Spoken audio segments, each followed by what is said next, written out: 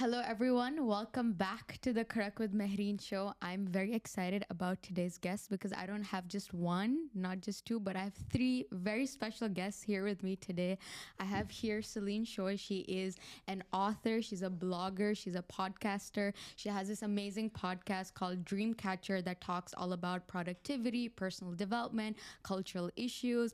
In my front, I have Sami and Tariq. They have also an amazing podcast called Anything Everything Podcast, and they talk about really interesting psychological and philosophical topics like the concept of time, happiness, aliens, a lot of interesting, cool stuff.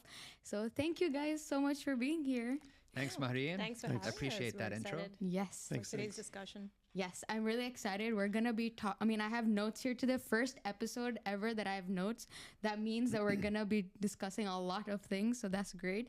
We're going to be talking about collectivism and individualism. So the question is, how do we find the balance between individualistic and collectivistic cultures, and what areas do we need more of one over the other? So that's something that we're going to be talking about today. And I think it's best to start off by just defining the two. So what do you think individualism is and collectivism is? Anyone wants to start? I mean, I can jump in terms of at least collectivism. My mind sort of defaults to kind of the team view. Mm-hmm. So I think we might touch on a bit about around sports. So I think there's always that element that as a team you want to develop chemistry and work towards a common goal. So that's in contrast to individualism. Interesting. So what do you guys think? So individualism is an orientation towards the world where you are prioritizing the self over the group. So it's all about your personhood, you becoming who you want to be in life, versus trying to conform to your group and the social roles that are prescribed by the place that you come from. Yeah, so that's individualism. And then for you on collectivism? Yeah, collectivism. Do you agree with?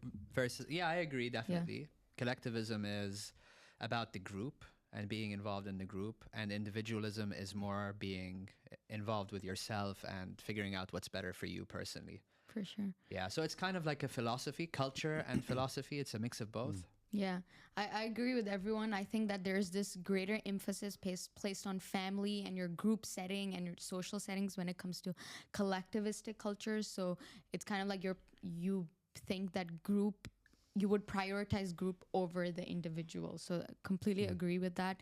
Do you think that there's varying levels of collectivism? Do you think that different countries have different types of collectivistic cultures? Do you want to talk a little bit about the differences within collectivism itself?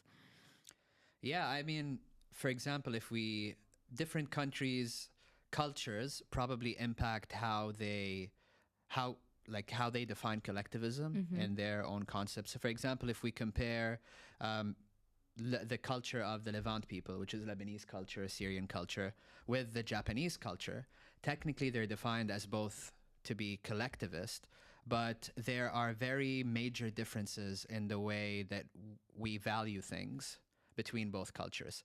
So in Japanese culture, there's a huge value in honor. So they really, there's a huge honor culture over there.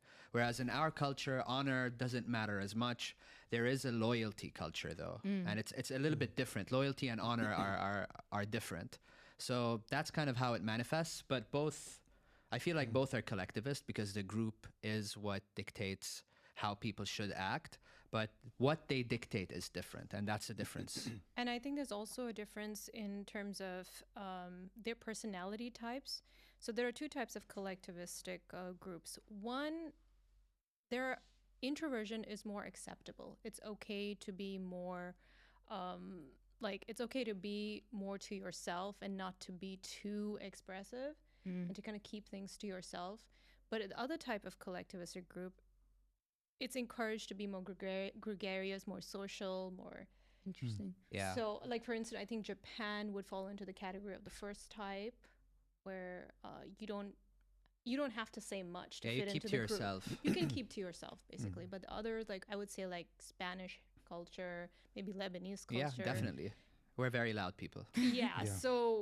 So it's kind of like a requirement or an expectation to really be open and to be Yeah, I You think know, it's the social. same in Pakistan culture. Because if I think about growing up, I think when I grew up, I found, especially in my early childhood, I was rather more quiet. I would keep to myself more, talk when needed. But then I would always be encouraged to talk more. Like my family would be like, "Oh, why don't you speak more? Why don't you talk Yeah. more?" So there's this greater emphasis placed on like being an extrovert. I think in certain collectivistic cultures over the other. That's interesting because I think that goes down to personality types. So that was a nice way to put it. You were saying honor and loyalty. What do you mean by honor? Do you want to break that down a little bit?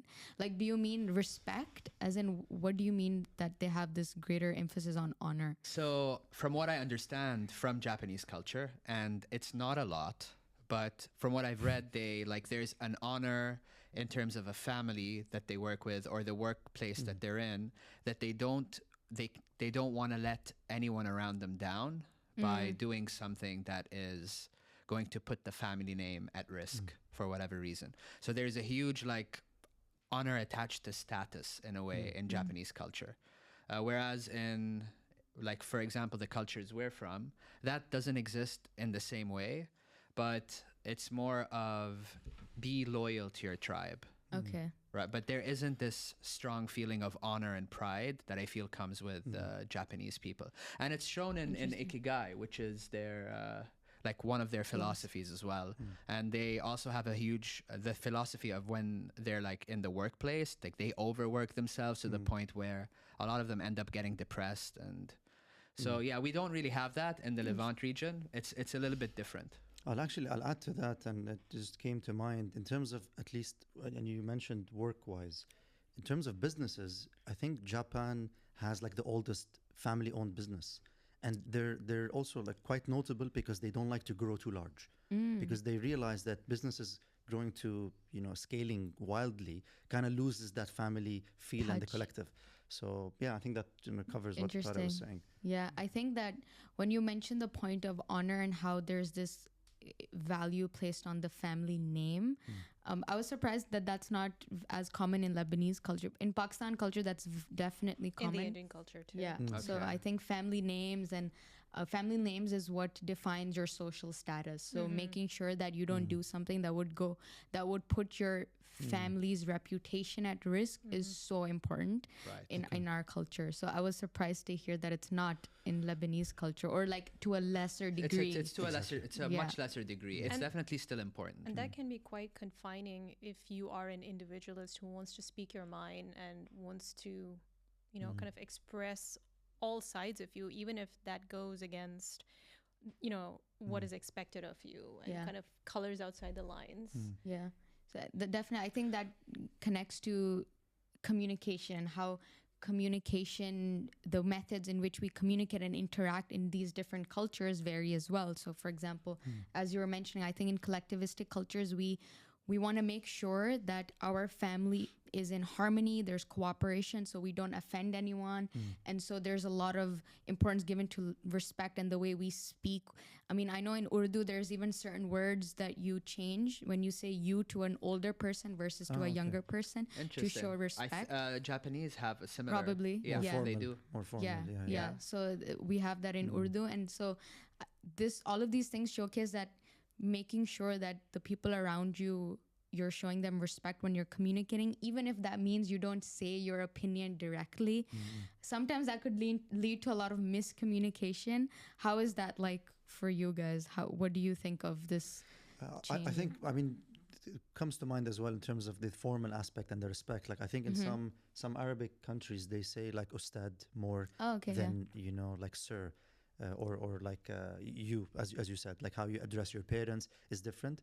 Not to say that in Lebanese we're more, disrespectful, but I think it may be tied to profession as well, and how profession is passed down. So I just thinking, out loud, if you want to jump into this, maybe because I would want to argue that the Lebanese a little bit have departed from the traditional family, line of work. Like your dad's an engineer, you become an engineer. And therefore, when you change professions, you no longer have to kind of preserve that reputation in a way. Not that you're disregarding it, but you're just changing the dimension in a sense. So maybe that's why.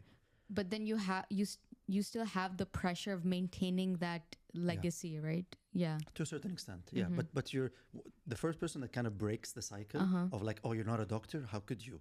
You know, we kind of get that pressure a little bit. Like, Yeah. if your dad's a doctor, I have to be a doctor. That's it. You Yeah. know, Yeah. Not, even if your dad's not a doctor, I feel like there's a pressure. Archetypes, Yeah, there's like a pressure. If you go to university, the acceptable or more acceptable lines of education you go through are engineering or medicine, or yeah. perhaps maybe like law, something that has status. Some status. Yeah, that and I think brings- that's yeah. unfortunate because every person has their own strengths, their own proclivities, their own interests, and individualism creates that environment where that is encouraged to discover yourself, to really dive into your interests and see where your where your passions lie, where you want to go in life, you know? Yeah. Yeah. Because there may be a lot of artists that were suppressed in collectivistic Yeah, I have some in societies. my own family actually. Just ended up being engineers.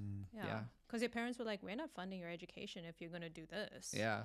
Or know? we're just not going to let you do this. They even say that, like point blank, like, no, you can't do Yeah, they this. dismiss They it. just suppress whatever passion Right. they have. For sure. Yeah. How do you think that we could find the balance in this regard then when it comes to like profession, when it comes to careers? I think that because we place a lot of emphasis on making sure our parents are happy and satisfied, we make sacrifices. And so I think that for me as someone who comes from a collectivistic family, I don't want to change that. I still want to make my family happy, my parents happy. But of course, I still want that level of individualism where I get to, grow as a person, get to be independent as well. And finding that balance has always been a struggle for me. Yeah, but I don't think we as children as the son or daughter need to bear all that burden. It's also on the parents to be more understanding and to open their mind and adapt to the modern times and see that things have changed. Yeah, it's a slow roast. Unfortunately, sometimes these parents, if they are more autocratic, if they are closed-minded and even dysfunctional, it can impact a child's life. It can impact their life choices and where they end up in life. Ultimately, their destiny. The whole trajectory of their life can change. I've seen that happen For sure. quite often because they're so scared of going against what their parents want them. And they feel kind of obligated in a way. They're made to feel obligated, like I have to do things a certain way because my parents did so much for me. So there's that guilt aspect and that honor to some extent. Like, I cannot let my family down. What will people think? There's that whole... People are self-conscious about what will people say. What will my uncle say? What will my cousin say? So there's that self-consciousness can really divert you from your path. And I'm, as you can tell, I'm more of an individualist. So I think striking that balance it requires both parties to find a middle ground. It shouldn't be all on the child. I think that's a very fair point. We're talking about how collectivism can kind of restrict in some ways certain ideas, but then if you go towards individualism, if you go too much to that, do you think that it can be too selfish then? What do you think of that regard? Selfish in one instance, and in another, perhaps just when you're discovering, you're taking risks. You might fail. And this is where the collectivists come back and say, I told you so. It's the I told you so mindset, in a sense that, well, you took risk and you didn't get anywhere. If someone says, I want to be a podcaster now, and you don't make it, your parents say, I told you so. But if you become a business owner and you grow your channel and you hit millions and you can provide, everybody goes, okay. So there's kind of that, feeling there. And you'll be happier in the long run doing what you want. And you'll be a better daughter or son. You'll be a happier... you'll actually be more present in your relationships if you pursue what you feel is right for you, whether you fail or not, Yeah. So, I don't know if that's true. Okay. really. Yeah, because I feel like the reason that the collectivist cultures kind of push people towards doing a certain thing over another one is because other things historically have had very high chances of failure. And I mean, I personally know people who tried to make it as artists regardless of what kind of art industry they're trying to get into. But the battle to become someone popular and to feel like you need to make an impact with the art that you're doing, if they don't reach that point, that feeling of failure really cripples them and it crushes them, because they've spent a really large portion of their life trying to do something that they are passionate about, but they end up failing. So in that situation, they would have to navigate the risk, right? They will have to have a plan B, a contingency plan. That's what I would do rather than put all my eggs in one basket. Yeah, I don't think a lot of, well, some people do that, but a lot of people don't. They just go all in. Yeah. And that's what the collectivist society protects individuals from. Whereas if you're individualistic, you go, you take that path, and you might fail and you might end up in a really bad spot that you wouldn't have if you became an engineer. So do you think that it's right that there's that level of protection in collectivism? They're like guardrails that prevents you from, not even professionally, but just to become a crazy person who does silly things, you know? I don't know if it's right or wrong, honestly. It's kind of like, you know, in Pirates of the Caribbean, they say they're guidelines, they're not rules. So it's like that. So like, we're just guiding you, but it's not fixed, set in stone. Yeah. But then I think that the way they've communicated is that it's like a guideline, but the way it actually ends up feeling like is like it's an obligation that you need to follow.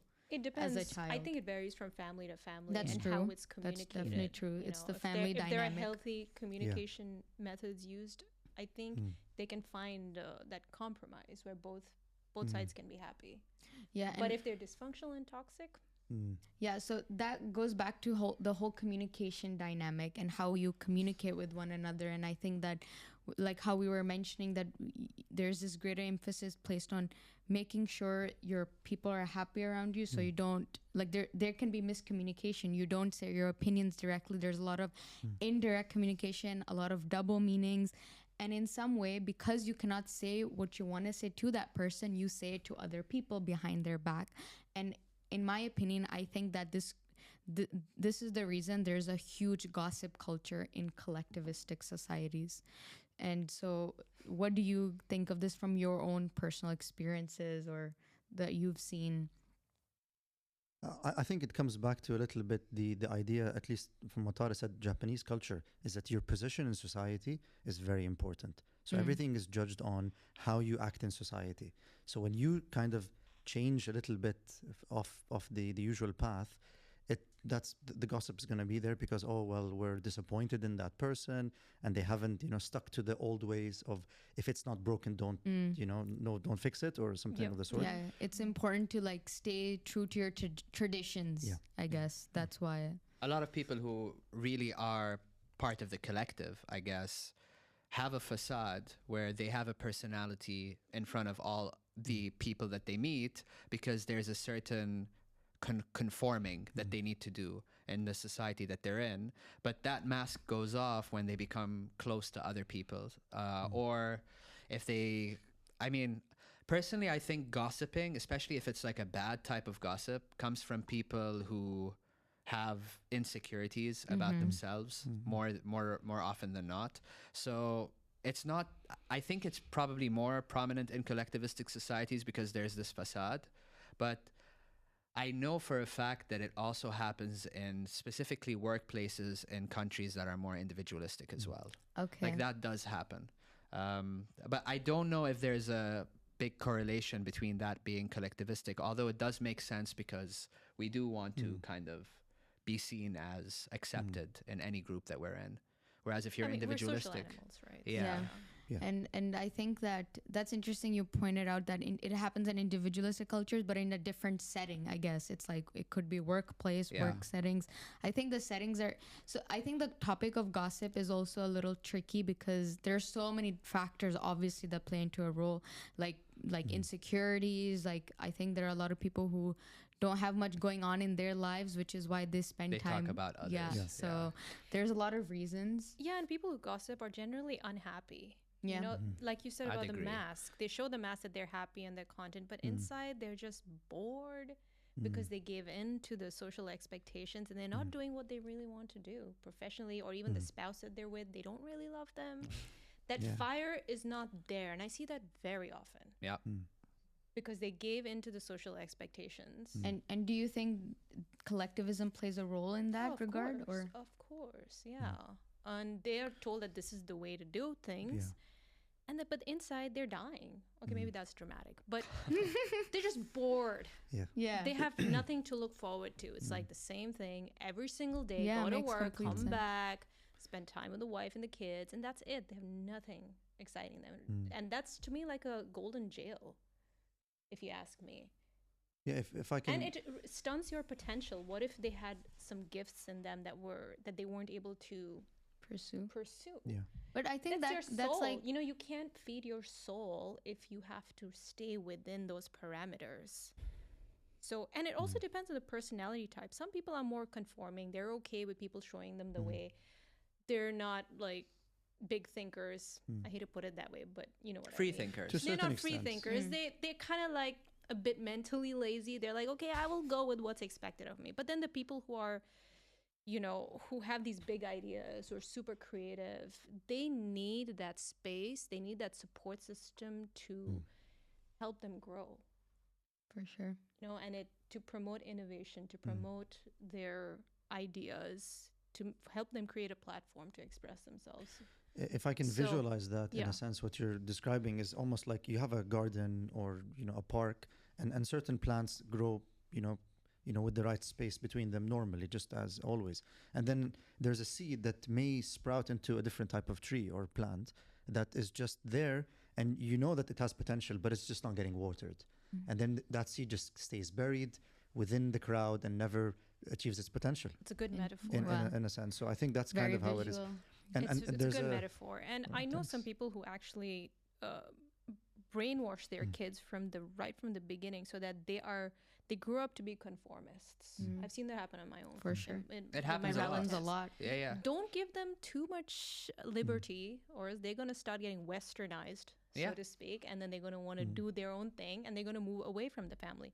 But I think that's to protect them. I think the reason this happens is because they feel like they're protecting them. They feel threatened, right? They Yeah. feel like we don't want them to move too much away from the family and our expectations And the values. And I Yeah. think that can go into play when it comes to life decisions, and it affects the certain life decisions that the children makes, that the parents make for the children. One of them is education. So where you go to college, even marriage. or marriage. There's so many different facets of life I that had it a affects. cousin who, she was married off by the time she was 20, 21, even though she wanted to do more with her What do you mean life. by married off? Married off. She had an arranged marriage with some. So her parents kind of forced her to get married? I think force is a strong word, but they were like, hey, there's They this steered great her guy. in that Great guy, direction. And it's they're- great. You're going to have a great life with him. And she was like, okay. Yeah. How- Life how on do- how cruise do you- That's control. because they made sure that she doesn't get too, what's the Too word? excited about other things like college. Exactly. They kept her in line. because with they what- always reminded her of this. Yeah, and of didn't let her the drift importance. away from them too much, because then they will lose that control. Interesting. So it's almost a cult-like thinking, group think they call it. So Absolutely. how do you both feel about that? I don't like it at all. Not at all. But then that's my perspective. For some people, it's a good thing. I know So some your people who support parents, that. neither of your parents have that expectation from you? To a certain extent, mine did, but I You didn't I did not conform? conform. Okay. No. I think for me, growing up, my parents wouldn't specifically talk a lot about marriage. It was mainly like my cousins, my aunts. So when we would be in social gatherings, they would talk about it. Then my sister got married, my brother got married, I'm next. So people started talking about it a lot more. But my parents were always like understanding of the fact that I don't want to get married. So I think I was very lucky in that regard, that, they're like, we understand you need time, things like that. But I do know there is this expectation that maybe after masters or after I graduate, like this expectation will go higher and higher. Yeah. And I know that exists. So What about, because I know that it happens also in individualistic cultures, but in collectivist cultures, for males and females, the expectation is to marry from your type or your, if from you're, your Circle. not circle, but like if you're a Muslim, usually you Okay. marry a Muslim. If you're a Lebanese, usually you marry Lebanese. If that's kind of, I don't know if it's the same for like Pakistani Yeah. culture or Indian. Like it's I think it varies from family to family. Okay. But I think majority, at least in Pakistan, follows the same thinking that you marry within your own kind, I guess. Yes, yeah. So the people that look like you or have the same values when it comes to religion. And you marry based on practicality versus love and passion, Yes. attraction. Which is a That new is phenomenon in a sense. Pretty much, yeah. But I want to defend a little bit the collectivist view, collectivistic view, Yeah. Yeah. if I'm saying that correctly. Yeah. And I just want to address that in a sense, it's a new phenomenon in the past century with the advent of jobs, with globalization, with feminism, with the movement of the transport. Airplanes changed how the world communicated, trade, and people moving. So that's kind of what created that clash with the collectivism. And people, it comes down to fear in a sense, is that they're afraid of the unknown. They're afraid of, this is the highway that I've known. It's worked for me for so long. Why should I create a new road? So, and failure is part of that. Being an individual, you have to come to terms with failure. So they fear that. So it's down to basic human instinct, which is fear of failure. Risk Yeah. reduction. Risk And averse. people have different levels of tolerance for risk. Yeah. For sure. And I think like that reminded me of how I had this one conversation about immigrant families and how immigrant parents are more, I think, risk averse, if you'd say, because they've gone through a lot. Like they migrated, they had to struggle incredibly to find a good, stable career and then, build a family. And so they really want their kids to not go through that, which is why they're like, just be a lawyer, just be a doctor, just be this or that. So I think that idea of getting away from risk, it comes from the experiences that they've had. They've struggled and they don't want their children to go through that. I think we can defend it out, definitely. I think there's reasoning behind it. They care for their children, they care for their families, they care for traditions, which is why lots of things happen the way they do happen. I think that sometimes when it just goes to the extreme is when it can be I don't know. Hindering. Yeah, it could be hindering. 100%. Exactly. Yeah. And maybe there are examples of, for example, certain cultures that move to other countries, but they become much more extreme than their home country. It's like they kind of cocoon inside Yeah. there. Yeah, that's so true. Yeah. Like when I went to the US, from my experience, I don't know if you've seen that, but when I went to the US, I was doing this summer program and I met a lot of Pakistanis there, and they just completely forgot about their values and their traditions. When they went in there, they were trying to adapt. And I understand you're trying to adapt to a new environment, but they went to the extreme and lots of people started drinking for the first time there just because of the environment that they were in. They started dating.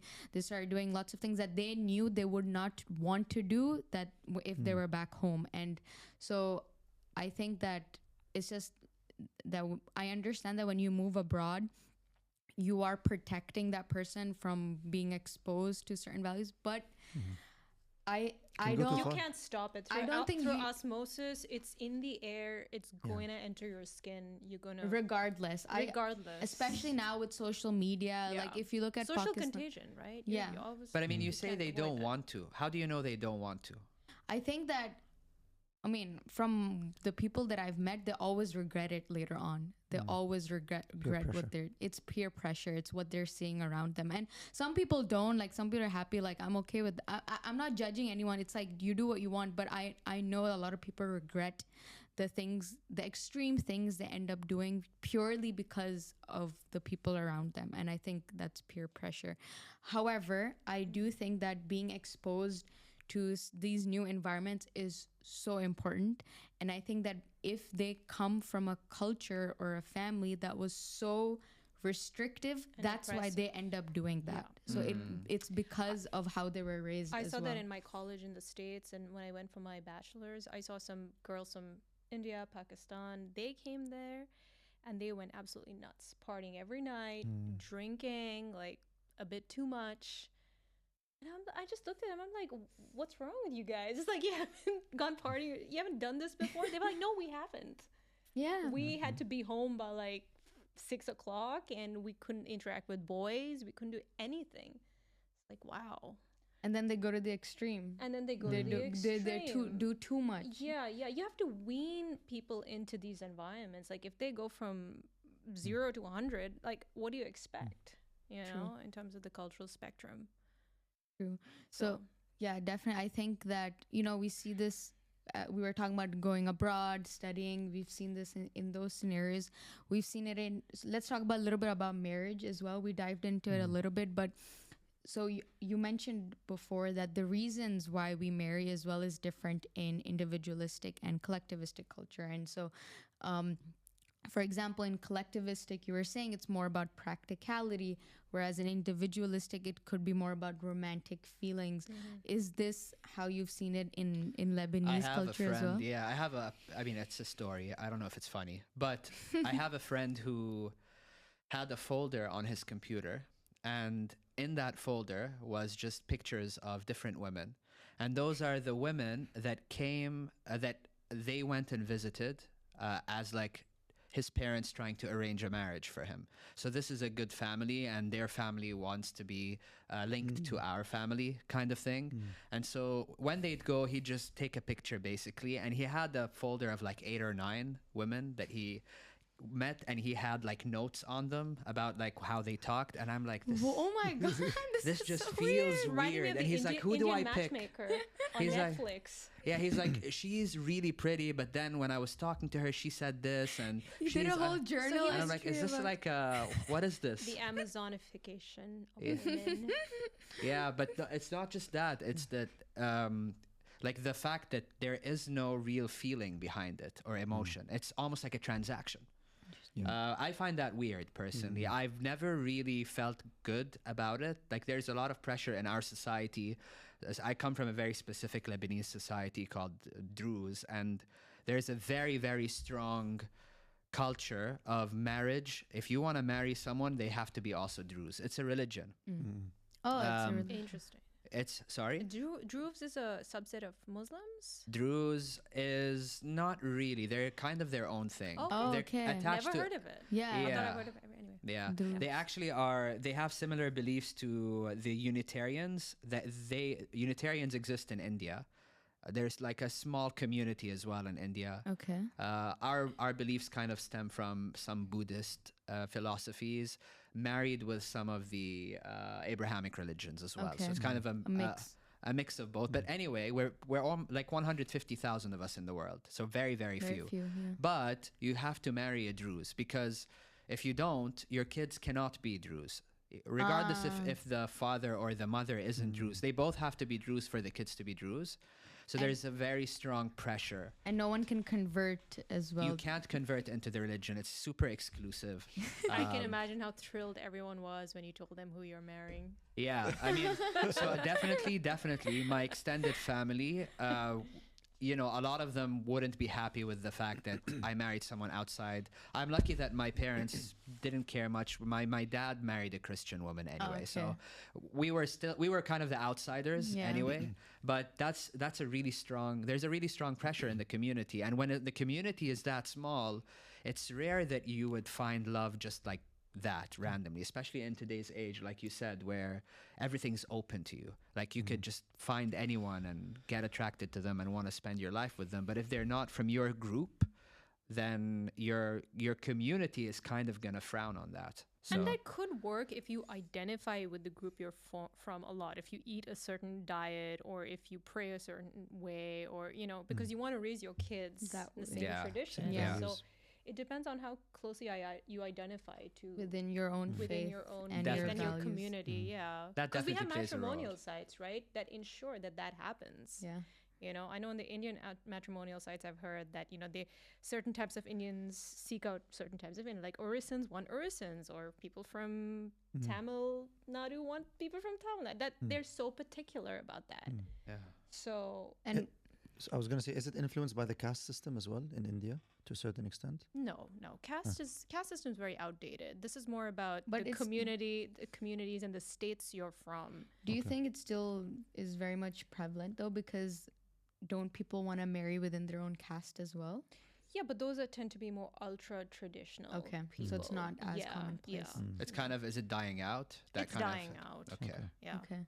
Yeah, so I So think how do you feel about like the transactional nature of arranged marriages? Like, is that something you're okay with, or do you feel like it's fundamentally goes against what our desires are as humans, or our nature rather? I think I think that I understand that when there's an incredible amount of importance given to romantic feelings and love, I don't see that always as sustainable. Because so what I think is that I think that love is definitely important in a relationship. You need love, you need attraction, you need that. It's a foundation of a relationship. But when it comes to sustaining that relationship, love is not always important. There's a lot of other factors that you need to consider in order to maintain a relationship, like respect, like the way you communicate with each other, like your values, if your values are aligned with one another. So when it comes to that value side of things, I agree with the collectivistic side that, okay, you are marrying within this religion or this culture because your values would be aligned. Like, I understand that, even though I don't agree you need to marry within your own religion or your own culture to have the same values. I think you can have the same values even if the person is from a different country, different religion. Yeah. It really matters from person to person. So this great emphasis placed on only within the same kind, I don't agree with that. But I just agree with the reasoning that having the same values and similar value system is important in a relationship. I think that can cause a lot of conflicts if you especially, for example, you are very religious or you really follow your faith and the other person has a What different about physical religion. attraction, though? How important that is? Yeah. What do you think about it being downplayed in such setups? Oh, it is. I think it definitely It's is. definitely downplayed. It's a lot. It's downplayed. And I'll comment on that and then jump a little bit back to Mahreen's point. It's certainly downplayed. And you could almost hypothesize that, let's say 30 years ago, 40 years ago, our parents and their friends, I don't think there was any physical attraction. Well, Yeah, I for don't sure. agree. You don't think so? No, You think there was? for sure. No, in our societies, from what I've seen, and I observe, and obviously I could be wrong, No, I but agree when I with you. see couples, I go like, I don't see any indicators of that spark that was there. You mean between married couples? Yes, yes. Okay. Yeah, and in that sense. So Like that, our previous generation, you mean? exactly. Yeah. Not our generation, Yeah. the generation in the 60s, that born in the 50s Like and our 60s. parents and That I've grandparents. observed. They're like, but then to the point, and while I agree with you that the values need to be there, how they're kind of adapting a little bit is that they're providing an environment for these people to, okay, we know her dad and we know his mom, for example. Let's create like a setting where we'll put their chairs next to each other and see if they click. That's what they've been doing now. It's kind of like Cupid in the dark, honestly. And Soft arranged. it's happened to me. It's happened to Soft other arranged. people, really. And, Okay. and they try and create that environment to see. We think they Stealthy might. matchmaking. I swear, yeah, it's behind the scenes. The moms and the aunts, they're doing moves. Did you click No. with anyone that way? No? No. Nah. But it's still, I think, more subtle than Exactly. an arranged marriage where it's, your parents have fixed it and you talk Oh, and yeah, yeah. you go Yeah. ahead. So And also, divorce is really frowned upon in collectivistic For culture. So sure. people can stay in marriages and be very unhappy. I think that's So very bad. That's not good. That's a whole Yeah. issue. That's not Especially for the good. kids. So when people say divorce rates are lesser in these kind of collectivistic traditional cultures, but that's not an indicator of their happiness 100%. with the marriage. Absolutely. And I know? think kids can be very, very badly Yeah. affected by a bad marriage. Absolutely. For sure. Yeah. Yeah. It's a whole topic on its own, honestly, at least in the Arab world. Because Yeah. you could argue that maybe feminism in that specific area has been like, it's delayed. It's been Yeah. a bit delayed, at least from a marriage point of view. Right. Because Islamically, divorce is really, really frowned upon. Yeah. Okay. it's like the very last resort. Oh, is that right? Okay. Yeah. At least in Sunni Islam, right? Like in the Shiite Islam, it's not as bad. I think so. Yeah. I think that's one thing. Individualistic cultures, I feel like, at least it's my opinion, but I think that it's better the way they do it, because if you feel like generally in individualistic cultures, if you leave someone, you leave someone. It's not like, okay, no one cares. They kind of care, but it's not the same as in a collectivist culture where you feel like you just cannot leave the marriage. You are locked and You're caged. kind of locked in. And that, I think that could be really detrimental for people. On the flip side, though, sometimes these bumps end up working out anyway. Like you go through a rocky phase. If you were individualistic, you might have left that person. But because you stayed with them, the marriage ended up getting Work. better and blossoming. I this think is- that also happens. Like, I just think that I agree that in collectivistic cultures, the whole divorce culture is not accepted. It's so wrong. It's like I've seen so many people stay in marriages where the man has cheated on her, where the man has married another woman, but she just doesn't leave because she doesn't feel like she can leave Yeah. because of what She's other people. economically dependent on him. She's too. economically That's also, dependent. yeah. Yeah. She's like the whole family would just completely not accept her because if Right. she divorced the man. So that is so wrong. But I also think that in individualistic culture, even though divorce is accepted, but I think it's too accepted to the point where they take it as a shortcut.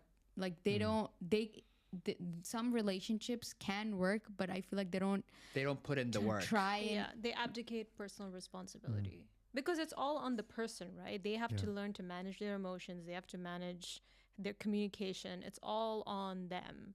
So if they can't handle that and be a good partner, then everything is it's gonna fall through. It's not gonna work. Why do So- you think divorce is still frowned upon in collectivistic cultures? I think because of men and females, position and status in between the families. I think at least for a woman, it's seen very badly that you're the result of a divorce because it's almost like you have like a target on you or like an alarm that she is not, because it always comes out worse for the woman somehow. Yeah. The perception is that For sure. it's her fault. Yeah, in our culture, definitely think so. Really? the woman Yes, a is lot. considered, I wouldn't say unclean, but a divorcee is just not desired. Yeah. Because there's a huge desire for the woman. I'm going to be very crude here, but the woman needs to be a virgin. And a divorcee is never, generally, never that. So Okay. they're kind of ostracized from the society they're in, But unfortunately. I would see so. that happening in more conservative societies because divorce is happening a lot now. I know a lot of people getting divorced. My brother's friends and all that. So I don't know. Yeah, conservative collectivist Oh, societies. you're talking about conservative because there's a Yes. spectrum, right? You're talking 100%. about the more conservative. Yeah, because if you go to like Latin America, very collectivist but very liberal, Very they don't liberal. care. They don't care. Yeah, Right. but in our region, like especially with the like Islam and our religion, that is really important. So the woman, a divorcee woman, is generally like undesired and ostracized, which is it's much worse for her than for the man. Can she marry another divorcee? Can that? She could do whatever she she could always wants. marry. It's just that the perception The of that perception woman, and is it's probably like- harder for her to remarry. Is it? Definitely way Yeah. harder. If she has kids as well, it's even worse because yeah. who's going to want to take care of not their children? So that's an angle as well. So they would rather stick with a bad marriage or even separate. Yes, To save face. To save that, yeah, save that. 100%. and that's so toxic. I've actually seen it firsthand. Like I know yeah. people where I'm like, yeah, you two should not be married, but if you get divorced, what are you gonna do? You just first, like you said, relies on them financially and economically, but also then after she leaves, like there's no support system. It's sad because when a woman gets married in our culture, the woman's family gives her away to the man's family. That's kind of the way it happens. Yeah. I don't know if that's the same for Pakistani Pretty much. culture. Yeah. But that once that's done, and then when the divorce happened, it's like the family you were given to rejected you. So there's like it's really sad actually. Like I personally don't think it's right, but Yeah. So it doesn't seem like collectivism, at least with the traditional type, supports mental health. Oh, what's that? That's that. mental health. Who cares? Personal happiness. Yeah, You know? and I think that that's interesting because we say that sacrifice. because we're talking about how we place such a great importance on like families, and so it seems like we would have a support system, but more than individualistic cultures. But I think in certain areas we would have less. Yeah. So when it comes to mental health, for example, it's like when you feel depressed, when you're not happy, you're always encouraged to fill that void through a person, through your family. Like if your family's okay, like why are you sad? How could you be sad? You Yeah. know what I mean? And like, for example, if you're married, one, if you're sad or depressed, you should get married. When you get married, if you're sad or depressed, you should have kids. And so like there's always the solution to all of these things is just other people, or you know what I mean? So you're boxed in. Sorry, and the final one is then religion. If it all doesn't work, resort to religion. True. So I think it kind of, and this is a bit of a hypothesis, that it's tied to a little bit the reductionist view of the world with the scientific method is looking to break down the view of the world. And the advancements in psychology and science has led to kind of that view around Maslow's needs, right? The final hierarchy. part, the hierarchy. And so that doesn't, in a sense, exist, if I'm being correct, in the collectivist societies. It's just, what is personal happiness? It's just kids and maybe wealth, right? So beyond that, like a career and all that stuff, I think it's fairly new. It's more about the happiness of the group in collectivist societies. Again, Yes. That's how they measure happiness, I guess. And then how do you think individualism would measure happiness, would define happiness? It's about personal merit, Personal merit, contentment, achievement, Personal- self-sufficiency, self-fulfillment. Yeah. And so expressing your opinion, being an individual. freedom, I think freedom plays a huge Yeah. role in individualistic. I think freedom is an illusion. Well, there's a certain type of freedom for sure that we all crave, but generally no one's really free. Freedom of expression. I mean, Freedom of expression. being able to say what you want to say, being able to make life choices without thinking about what so All and so those. will say. And what the group's going to think of What me. are they going to think? Just not having those invisible barriers limiting your life choices. Yeah. Yeah. So some could call them guardrails, others could call them barriers, depending on your perspective. And that's Nice. why, well, you could argue that, well, this is what social media really did, is the biggest factor in what it did in the past, 50 years or less, sorry, with the internet, is provide that dose of individualism, is that everybody had a voice. Everybody suddenly had a voice online, and you had a digital profile and so on. So that gave, the room for everybody to really go out and express themselves. Yeah. And I think that's also why collectivistic cultures are evolving quickly and at the pace that it is now, because of the new generation's access to social media. When you and say the whole- evolving, do you mean becoming more individualistic? I think It's interesting that you chose evolving. because I do think that the this current generation's ideas are evolving. I think their ideas are changing in the sense that they are becoming more individualistic. Like they're mixed. It's more of a balance. Like for example, I know that my mom's perception of what I would do when I grew up, I would get married, things like that. When I was younger, were much stronger. But as I grew up and as I talked to her more and showed her that no, I don't want to get married, things like that. You're her one of the lucky perception. ones. yes, I'm definitely very grateful. But her opinions also started changing. So in that sense, I think we are evolving. You have younger parents, I'm guessing. Like they're like 50 or something. No, not necessarily. I think it's just the Of social course. media. It matters. just accelerated a lot of stuff. They're of a different generation. So. But I even see But the like my culture's father. Like my the dad culture's grew up in the strong. The culture is silent. definitely strong. My dad's from the silent era. He was born in 1944. Very Okay. different value system Okay. from a millennial. Oh no, it's a mix of factors for sure. Yeah. Yeah, It's for just sure. it depends how you weight them. Like you might weight the culture very strong in Pakistani versus Arabic, for example, and you might rate the generational, existence. Where are you on the Right. timeline? So yeah, the factors are both valuable. It's just a matter of weighting. Yeah. Yeah. But we started out as a collectivistic species. I mean, back in the caveman days, we needed each other. We needed to cooperate. Yeah. Yeah. Everyone had their 100%. role. Someone was, lighting up the You can't survive out on bonfire. your Someone own was out in the woods. hunting. Yeah, you can't survive by yourself. We need to cooperate with one another. So I think we do need a certain amount of For sure. collectivism, I mean, maybe do you think that's why there's a lot of loneliness, depression, and individualistic I think so. cultures? When it's taken too far, that's what happens.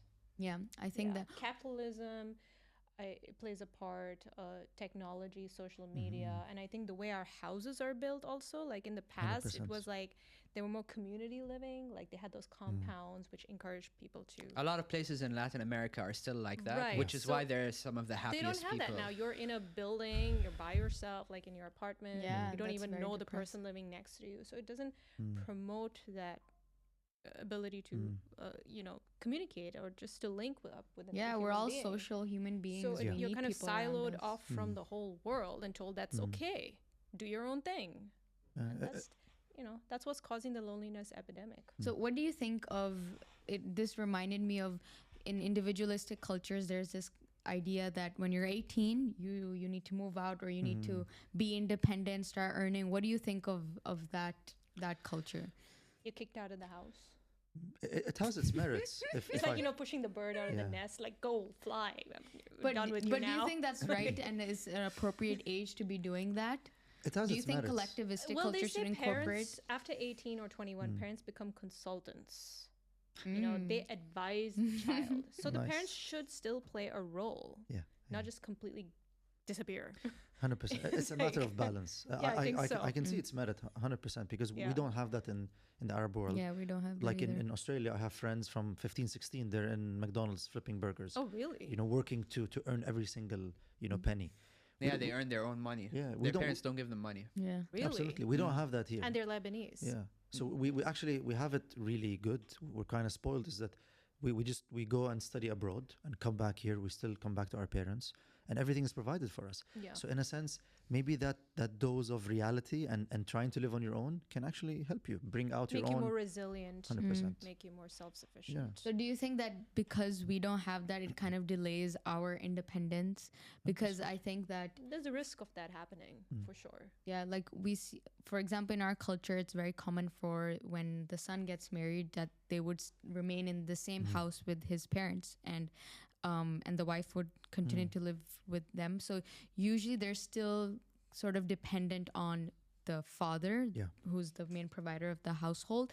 That continues. So I think that kind of delays the independence of the son, Yeah. and to some degree. And you say son, I feel like in collectivist societies, especially conservative ones, sometimes the woman never actually is independent her entire Yeah. life. She goes from being in her parents' household to her husband's So household, they again, and just they're entirely brainwashed. They're dependent. groomed to be that way. Yes. That's From the Well- start. It's like, this is your role. This is what you're going to do in your Yeah. life. So yeah. they're going to follow a certain socially ascribed path. Like, Yeah, this is one way. that's the way Yeah. you're going to go. Do you want an example on that? Actually, so when you graduate and you want to come back to the UAE, if your parents are in the UAE, if you're a man, you don't get a visa. You can't come back and stay on your parents' visa. But if you're a woman, you can. Yeah. So that's Wow. the conservative. That's interesting, right? Yeah. Exactly. Yeah. So when I came back, I had to drive to Amman every 30 days to just exit the country and come back in. My sisters graduated, they can stay with their parents. So the view is that a woman isn't going to graduate at 18 and live on her own. Yeah. It's still there, still Works very for much there. us. So it's a form of protection, but it's also it might inhibit. Yeah. So you can see the trade-offs too. Yeah. Definitely. Yeah. Yeah. And going back to one thing that we talked about earlier on was social status. We were talking about how because of the way things are, we in collectivistic cultures, social status is defined by how people think of it. Like we think a lot about how people are thinking of us, and so there's a lot of like show off culture perhaps in collectivistic cultures. There's like, I know in Pakistan there's a big culture of showing off what bag you're wearing, what brand I you're was wearing. in the thick of that.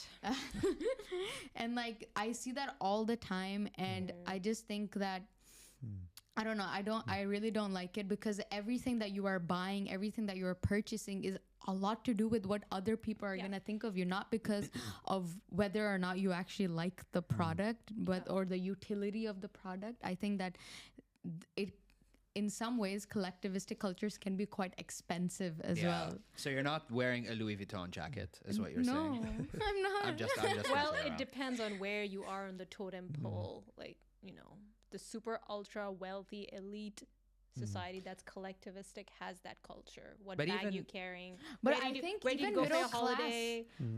I think which even school middle do your kids class- go to? I know it. I'm very familiar with it. Because Yeah. I think even middle class, like there's lots of people who go into debt when it comes to Yeah. funding marriages, because they want to Okay. show Because it's like a reflection have a big of- fat wedding. Reflection of their worth. Yeah. in Lebanese society. people go Yeah. into debt to buy a Rolex. Is that right? 100%. Wow. Actually, What's the perception of Lebanese in Dubai? You know it? They're quite That flashy, exa- right? yeah. I grew up here, so yeah, I And that know. drive a Yeah. BMW Yeah. and work in marketing or sales. Yeah, we had Slick, someone gelled hair. we had someone work for us. He's like Lebanese. He was a salesman, It's true. and he wore a Rolex. But then that was like back in 2016. He got broke because he had 3 different credit cards from 3 different banks, all maxed out, and he couldn't pay them back. So he escaped back to Lebanon, obviously, and he's basically now blacklisted because he can't go anywhere because they'll arrest him. So he's just chilling in Lebanon with yeah. hundreds of thousands. And individualistic people, they don't care. They'll wear rags. Yeah, they literally Yeah. don't care. Live like vagabonds, like live But I mean, in Vietnam with their laptop, wearing. I don't know if it's a whatever. product of all You know what I collectivism. mean? That's what I picture when I think of the pure individualist. Yeah. Backpacking across Backpacking. Europe. Yeah, with their Wearing- little van that wearing they have, worn-out travel shoes. van. Who Walking cares? barefoot. Walking barefoot. Yeah, that too. Which has its merits. Yeah, I'm I not mean, gonna there- diss it entirely. There's a sense of liberation from living Yeah. that way, I guess. But if you're from a collectivistic cult, they'll be like, what are they doing? Like, Yeah. Yeah. I think the lesson Like- there is just don't trust people with Rolex. Just think Yeah. twice. No, it has to make sense. Like, if that's the only thing that shows that they're wealthy, like, you have to look at the rest of them. Yeah, Is does he that- have two kidneys or one? Yeah. You know, Yeah. yeah. It's pretty wild that people do that, honestly. It's crazy. I think that, I mean, this is very common in Pakistan. When you were talking about ultra wealthy people, but you see middle class people doing that. They're trying to, you know, the whole business of fake brands that's so Oh, big. yeah. Oh, yeah. The Purely because the of one- social status. The wannabe rich. Yeah, exactly. Okay. And like they're Yeah. wearing this big Plenty of them too. Gucci There are plenty shirt of them out there. everywhere. Yeah. And so like there's this clear Yeah. definition of Because social status. They there. haven't developed a sense of Self-worth. They feel like they don't have enough inside, or they haven't done enough on a personal level to prove their worth. Yeah. So they need all these external measures of success, because that's what everyone recognizes. The collective recognizes, right? Yeah. So, I mean, it's like- definitely because of I agree that it's Yeah. it's that they haven't done much themselves, but it's Yeah. also because of just society. It's yeah, just even creative expression. They come and say, "Look, I've written a book, or I've started a podcast." People be like, "Okay." Yeah. I mean, They will not see the value in it. yeah. Yeah. You know. That's a good The- point. So Because there are Yeah. markers, there are strict markers that people that's adhere not to. a marker of success for them. Yeah. They'll be Yeah. like, "Okay, great. Do you know how hard I worked to write that book?" yeah. Whereas gonna when you see a Gucci shirt, they get impressed. Yeah. The Yeah. the fake watch industry is like a multi-billion-dollar industry where they like create copies of like Rolexes, Patek Philippe's, Piaget, any of the really famous luxury watches, and it's like billions of dollars. It's worth like if you can buy a fake Rolex for more than $1,000, and it's a fake Rolex, but just because of how close it is to the original, an original would like it's 20, 30,000, the cheaper ones. But even fake Rolexes can go for more than $1,000 because of how close they got to the original. Wow. And That is insane. it's to me. wild that people buy these things just to show that I bought a watch for $1,000 to show people that I can afford something for 20,000. It's like, what are you doing? Yeah. For sure.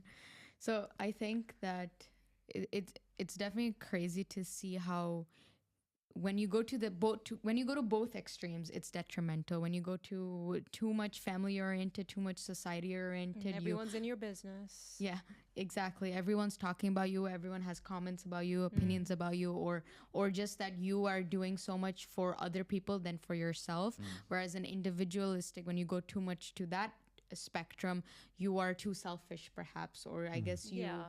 maybe and you you. tend to feel more lonely. Lonely, You lack that loneliness. support. So, system. what do you think is the balance? How do we find the balance? A tricky question, but Yeah. For me personally, I'm highly individualistic, but I have certain people within my family that I trust who I believe have a certain amount of credibility. So I consult Okay. with them and I ask them. And when I know that they'll give me a balanced perspective, and they will keep in mind that everything is nuanced. There's no black and white. So it can give me that kind of advice. So that's how I strike a balance. So I do consult people who I trust in my family, and yeah. makes sense. Yeah. To me, I mean, I don't know if there's it's hard to say if there's a right or wrong, Mm-hmm. but for me, the good part of collectivism is the social support system that people have, and also the ability to like keep a large group of people that you kind of can confide in and trust and talk to and enjoy being around. But at the same time, the pro of the individualist is pursue your passions, try to be true to yourself and to your values, even with people that you're not as acquainted with. And take care of yourself. Yeah. Like put yourself first. Yeah. I think that's important, and collectivist societies usually forget that. And it's like, no, I need to put the collective first, not myself. Yeah. So don't be on an island, but be in a web. So it's like you're there, but you still have those links. But Wow. you know what I mean? So Yeah. Yeah. As long as you're not the fly on a web, you're a spider. Yeah. thanks for clarifying. Yeah. No, I think certainly there's a hybrid somewhere, and it's hard to quantify it. Mm-hmm. But I tend to kind of look at it that you'd need sort of a foundation that is a bit collective, because on a primal level, on one side of the primal is that we're social animals. So you kind of, in the way you said, you rely on certain people, you have certain values that you We fall need back community. We need Yeah. people. you fall back on those. Yeah. But at the same time, the other primal side is fear of taking risk. And that's where, if you push with that, you can find yourself, you can express yourself, you can find your passion. So that's the other primal side that you have to avoid, is that we're afraid of risk because we think we're going to get ostracized or become an outcast. That's not going to happen anymore. You can survive if you fail. But it's just hard to rewire. So it's And I think I remember you mentioned one point in our previous discussion that you need to have enough self-love to understand that certain things are not selfish. Like 100%. maybe saying your opinion directly is not selfish, or moving out, living independently for a certain period of time because you need to is not selfish. So I think that having that self-love and I think communication is so important. It's very difficult in certain families because of just how certain families function and how certain family dynamics are. But learning to communicate with your parents and with your family goes a long way. And knowing who you're dealing with. You have to Yeah. understand their personality type, what generation they're from, what value system they have, and how to work within their own framework. Yeah, true. You have to know who you're dealing with.